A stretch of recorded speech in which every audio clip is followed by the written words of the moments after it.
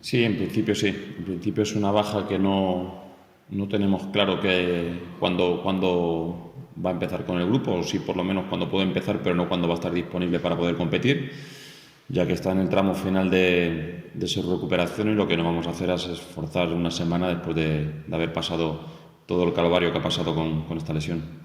Bueno, pues un filial que juega muy bien a fútbol, que está haciendo las cosas muy bien, que es un equipo muy complicado, a pesar de que el último partido pues, no ha tenido un resultado favorable, pero que es un equipo que juega bien, que ya nos puso las cosas muy difíciles en su campo y que seguramente aquí va a suceder lo mismo.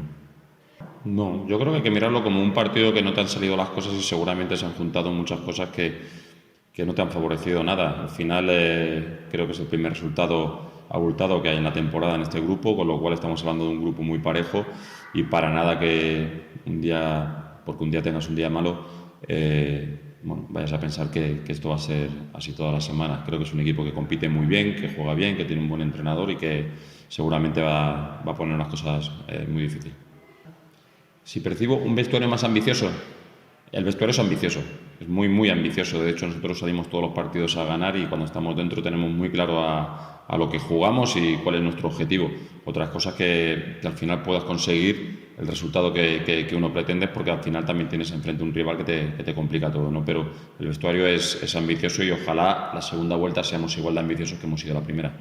Bueno, que esto pueda suceder es evidente. El equipo está haciendo las cosas bien, el equipo está jugando con gente joven y a la gente joven cuando lo hace bien viene gente a verla. ¿Que puedas perder efectivos? Bueno, pues si los perdemos sacaremos otros.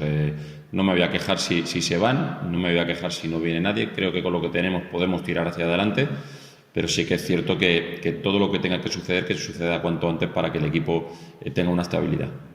¿Vale?